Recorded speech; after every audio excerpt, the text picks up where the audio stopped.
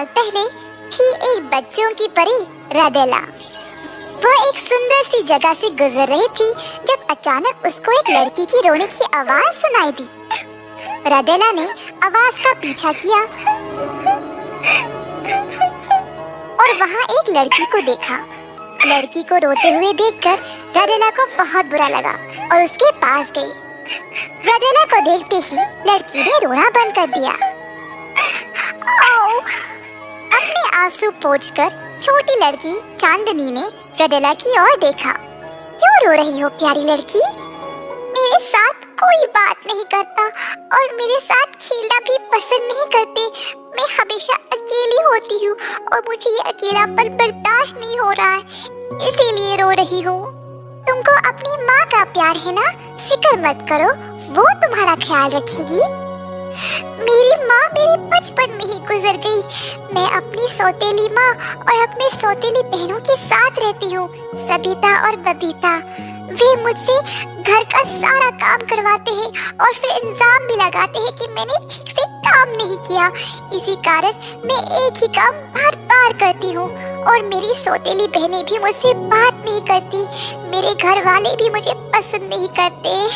ऐसा कहकर चांदनी फिर से रोने लगी। चांदनी की बातें सुनकर रडेला ने अपनी जादुई शक्ति का इस्तेमाल किया और एक पारदर्शी मुखौटा लाया।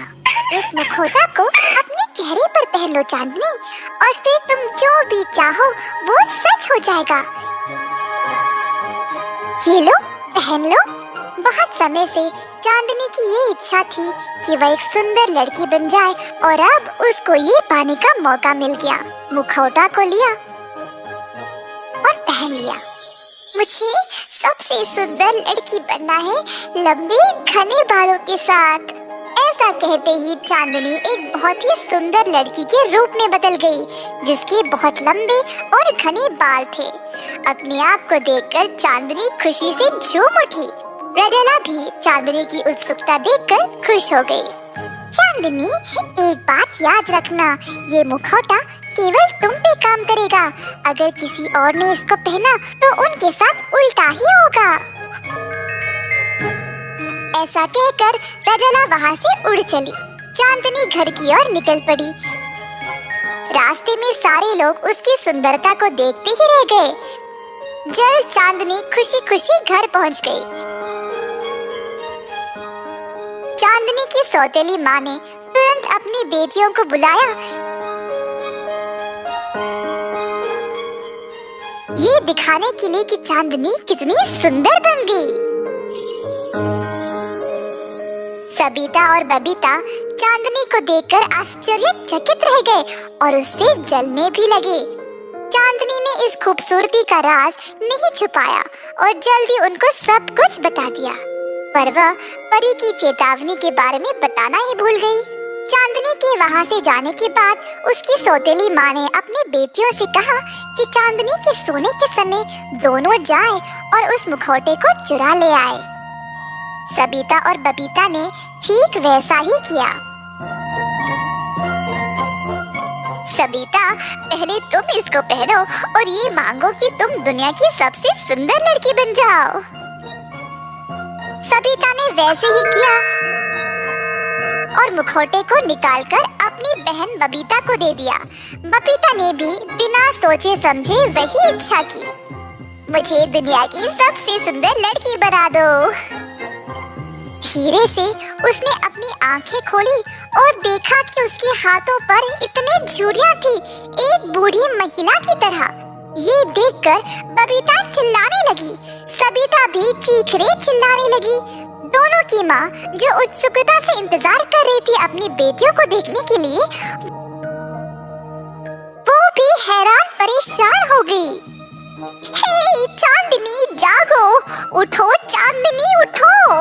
चांदनी झट से जाग उठी और माँ की बताई गई बातों को सुना। हे भगवान, वो मुखौटा केवल मुझ पे ही काम करता है। मैं तो ये बात बताना भूल ही गई थी। कृपया उस परी के पास वापस जाओ और सब ठीक करने को कहो मेरी बच्ची। अपनी सौतेली माँ को परेशान देखकर चांदनी तुरंत उस जगह पर गई जहाँ पर उसकी मुलाकात परी से हुई थी। चांदनी परी को पुकारने लगी। कुछ ही देर में परी उसके सामने प्रकट हो गई। चांदनी ने परी को सारी घटना सुनाई। उनको लालच था और तुमसे तुम्हारा मुखौटा भी चुराया। ऐसे लोगों को ऐसा ही सबक मिलना चाहिए। परी जी, उनमें थोड़ा दया दिखा दो कृपया, मेरे लिए। तुम इतनी अच्छी हो तो इसीलिए मैं सबके साथ अच्छा ही करूंगी। चलो, तुम्हारे लिए मैं उनको उनके असली रूप में ले आऊंगी।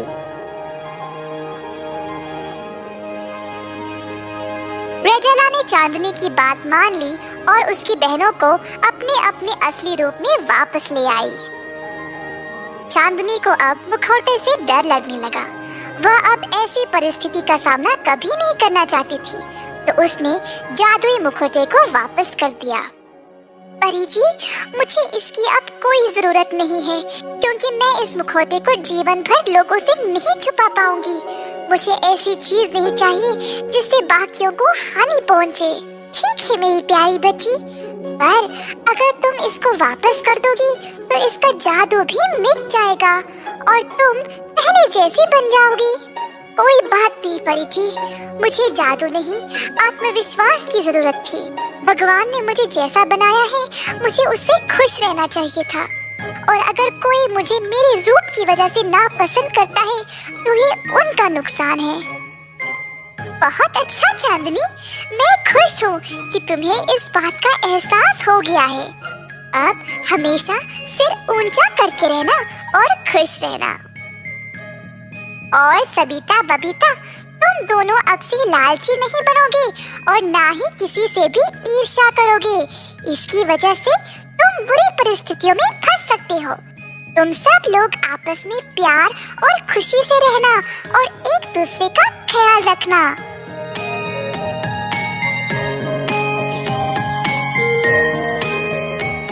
तीनों बहनें अब साथ रहने लगी। चांदनी की सौतेली माँ अपनी बेटियों को असली रूप में देखने के लिए तरस रही थी। घर पहुँचते ही माँ सबिता और बबीता को ठीक ठाक देखकर खुश हो गई और चांदनी का धन्यवाद किया।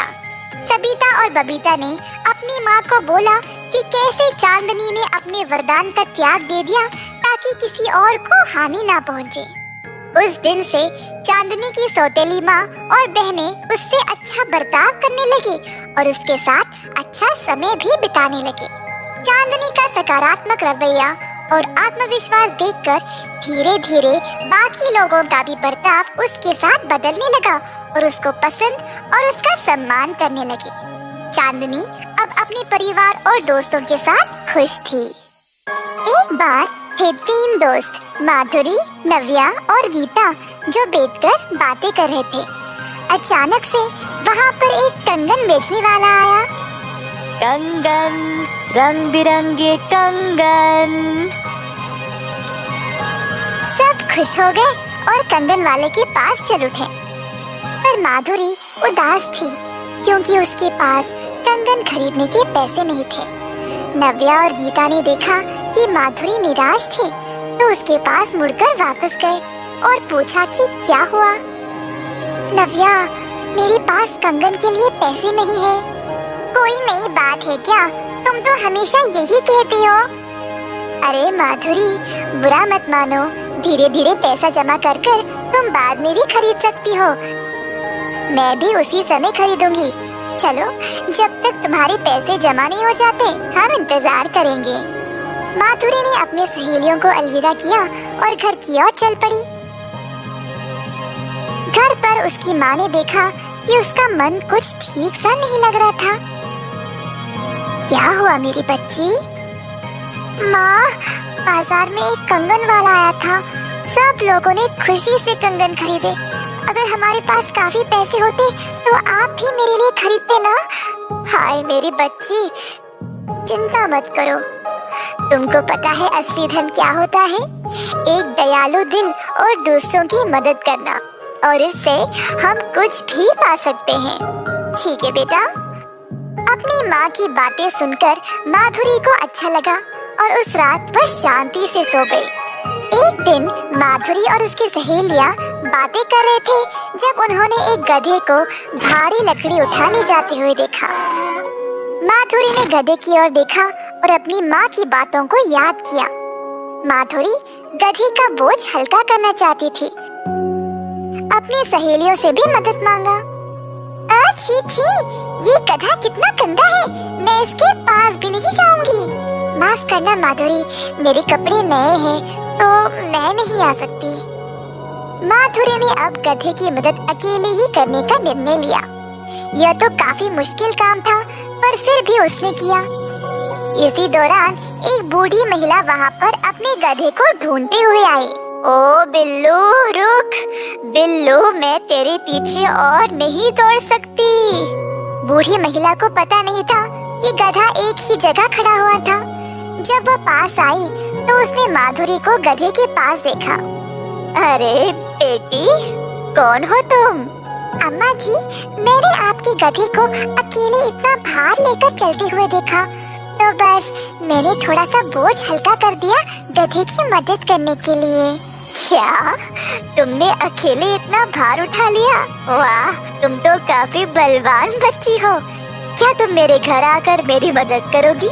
चलो इस लकड़ी को साथ उठा ले चलते हैं। जरूर अम्मा जी। माधुरी बूढ़ी महिला के घर गई और उसकी मदद की। ठीक है अम्मा जी, अब मैं घर चलती हूँ। अलविदा। अरे लड़की, रुको तो सही, तुम बहुत प्यारी हो। तुमने अपने कपड़ों और हाथों के गंदे होने की परवाह किए बिना मेरी इतनी मदद की। तुम्हारा स्वभाव सच में बहुत दयालु है। ये चक्की ले जाओ, मेरी तरफ से तुम्हारे लिए एक तोहफा। माधुरी को लगा कि यह चक्की रसोई में उसकी माँ को काम आएगी और खुशी से भेंट स्वीकार किया। प्यारी बच्ची, यह कोई साधारण चक्की नहीं है, ये जादुई चक्की है। इस चक्की से तुम कोई भी खाने की चीज पा सकती हो और केवल तुम ही इसको रुको रुको कहकर रोक सकती हो। की बातें सुनी और वहाँ से चली गई। घर जाकर अपनी माँ को सब कुछ बताया। माधुरी की माँ उत्सुक थी चक्की के जादू को देखने के लिए।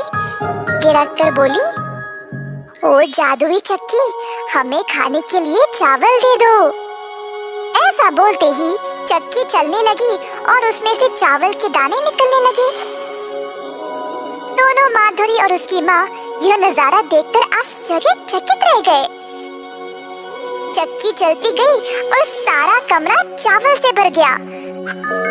माधुरी की माँ को फिक्र होने लगी। अरे माधुरी, हाय, अब हम इसको रोकेंगे कैसे? जी माँ, मुझे पता है इसको कैसे रोकना है। ओ जादुई चक्की, तूने काम किया सही, बस रुक जा अभी। ऐसा बोलते ही चक्की रुक गई। अरे बेटी, अब हम इतना चावल का क्या करेंगे? अरे हाँ, हम इसको बाजार में बेचकर पैसे कमाएंगे। तो दोनों गए बाजार और चावल को बेचकर अच्छा पैसा कमाया। कई दिनों तक उन्होंने चावल, अनाज, गेहूँ सब बेचकर खूब धन कमाया।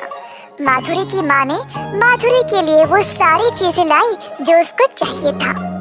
माधुरी की सहेलियां उसको नए कपड़े, सुनहरे कंगन, चमचमाते जूतों में देखकर हैरान ही रह गए। इस कहानी से हम ये सीखते हैं कि जब हम दूसरों की मदद दिल से करेंगे तो उसका इनाम कई गुण ज्यादा होकर वापस हमारे पास ही आता है। एक गांव में रहती थी एक महिला शांतम्मा अपने बेटे विष्णु के साथ। वह अपने बेटे का बहुत ख्याल रखती थी और विष्णु भी अपनी माँ से बेहद प्यार करता था। परंतु विष्णु को इतना ज्यादा मजदूरी और मेहनत करना पसंद नहीं था। हर रोज शांतम्मा कठोर परिश्रम करके पैसे कमाती थी। आधा पैसा विष्णु की पढ़ाई के लिए जमा करती थी। विष्णु पढ़ाई में बहुत मेहनत करता था, हर किसी की मदद करता था और जब भी किसी को उसकी जरूरत होती है वह अवश्य आगे आता था। एक दिन जब विष्णु स्कूल से वापस आ रहा था तो उसने सड़क पर एक बूढ़े जख्मी आदमी को देखा। विष्णु ने जल्दी उस आदमी की मदद की। उसको वह घर ले गया और कुर्सी पर बिठाया। सारे घाव की मरम्मत की और पट्टी भी लगाया। अगले दिन तक उस आदमी को अपने ही घर में रखा था। सुबह सवेरे जब जागा तो उसने देखा कि आदमी वहाँ से जा चुका था। मुझे अच्छे से पढ़ाई करके अपनी माँ का ख्याल रखना पड़ेगा। फर्श पर सोने से बेहतर है कि मैं माँ के लिए एक बड़ा सा बिस्तर ले आऊं। जैसे विष्णु ने ऐसा सोचा, जो भी उसके दिमाग में था वो उसके सामने प्रकट हो गया। उसकी माँ जो जमीन पर सो रही थी, अचानक बिस्तर पर लेटी थी। विष्णु हैरान परेशान हो गया। तुरंत उसने अपनी माँ को जगाया। माँ, माँ, तुम सोए क्यों नहीं और मुझे क्यों जगाया? माँ, ये सारा सामान देखकर मैं डर गया। जब माँ ने जाकर देखा तो वो भी हैरान रह गई। ये क्या जादू है और मैं इस बिस्तर पर कैसे आ गई विष्णु? माँ, केवल बिस्तर ही नहीं, पूरे घर को तो देखो, इतने सारे चीजें अचानक से आ गए। माँ ने देखा पर समझ नहीं पाई कि ये कैसे हुआ। डर मत विष्णु, यहाँ पर कोई नहीं है, तो तुम जाओ और सो जाओ। विष्णु के सोने के बाद माँ कुर्सी पर बैठ गई। सोचते सोचते उसकी नजर विष्णु के स्कूल के बैग पर पड़ी, जो बुरी तरह से फटा हुआ था। अरे नहीं, विष्णु का बैग फिर से फट गया। मुझे इसके लिए नया बैग लाना पड़ेगा। ऐसा सोचते ही एक नया बैग उसके सामने प्रकट हो गया। शांतम्मा को लगा कि शायद वो कुर्सी जिस पे वो बैठी थी एक जादुई कुर्सी है। शायद कल भी विष्णु ने इसी कुर्सी पर बैठकर इन सारी चीजों के बारे में सोचा होगा। ऐसा कभी हुआ ही नहीं। तो इस कुर्सी पर बैठकर बस सोचने से वो चीजें आ जाती है। जब से वो बूढ़े आदमी ने इस कुर्सी पर बैठा था, तब से ऐसा हो रहा है। शांतम्मा ने अपने आप को बहुत भाग्यशाली समझा। अगले दिन विष्णु अपनी माँ के पास आया। माँ, ये सारी चीजें हमारे घर पे आए कैसे? विष्णु बेटा, ये सब तुम्हारी ही वजह से हुआ है। तुमने उस बुजुर्ग आदमी की मदद की और उसके घाव की मरम्मत की। अगर तुम्हें वो आदमी फिर से कहीं पे दिखाई दिया तो उसको अवश्य घर ले आना। उस दिन से जब भी शांतम्मा कुर्सी पर बैठकर किसी भी चीज के बारे में सोचती थी तो वो चीज सामने आ जाती थी। दोनों सुखी से अपना जीवन बिताने लगे। गांव के सारे लोग देखने लगे कि कैसे शांतम्मा काम पे गए बिना घर में इतने सारे नए चीजें ला रही थी। शांतम्मा की पड़ोसी विमला जानना चाहती थी कि ये सब हो कैसे रहा था।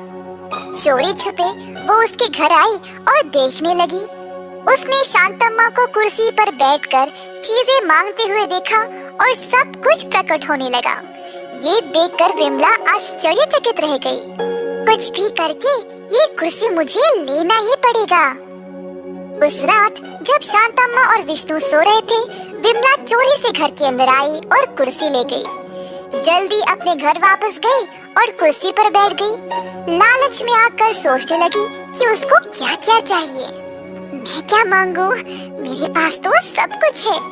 हाँ, मुझे एक ऐसा घर चाहिए जो इस दुनिया में किसी ने भी नहीं देखा होगा, ना बनाया होगा। ऐसा बोलते ही विमला का पूरा घर ही गायब हो गया। उसकी लालच की वजह से वह अपने सारी चीजों से भी हाथ धो बैठी।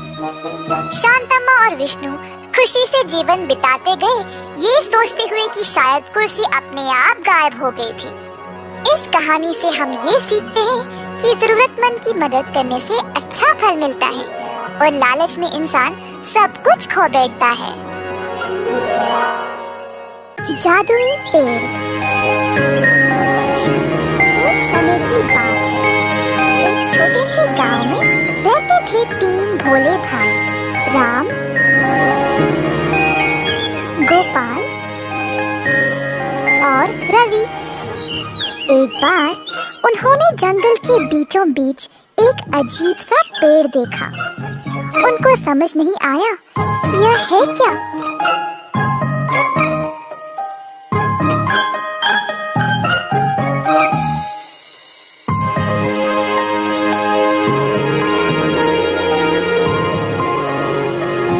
और आपस में उलझने लगे। अजीब सा पेड़ जंगल में देखा। उसके कोई पत्ते नहीं थे और बहुत ही अलग लग रहा था। सच में मैंने भी वही पेड़ देखा, परंतु तुम जैसे बोल रहे हो वैसा तो नहीं था। पेड़ बहुत ही सुंदर और लाल कलियों से भरा था।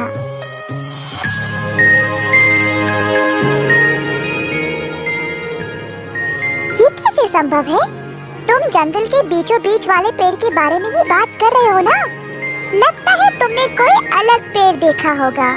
हाँ भाई, मैं वही जंगल के बीच वाले पेड़ के बारे में बात कर रहा हूँ। हाँ, वो कोई जादुई पेड़ लगता है। जब मैंने देखा तो वह हरे पत्तों से भरा था और कोई फूल भी नहीं थे। तीनों भाई इस बात पर झगड़ा करने लगे।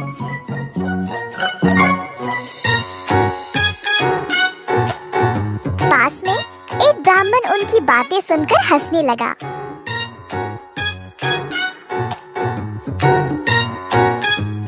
ओ मेरे भोले बच्चों, वो कोई जादुई पेड़ नहीं है, उसको बोलते हैं लाल कलियों का पेड़। रामू ने उसको वसंत ऋतु से पहले देखा, इसीलिए सब कुछ सुखड़ के था। रवि ने उस पेड़ को वसंत के मौसम में देखा, इसीलिए पेड़ में लाल लाल कलियां खिले हुए थे। और गोपाल, तुमने इस पेड़ को वसंत के बाद देखा, इसीलिए पेड़ में सिर्फ हरे पत्ते थे और तब तक सारे फूल भी झड़ गए। तुम तीनों ने अलग अलग समय पर इस पेड़ को देखा, इसीलिए सोचा कि यह एक जादुई पेड़ है, परंतु है नहीं। इस प्रकार ब्राह्मण ने उन मासूम लड़कों को ये बात समझाई।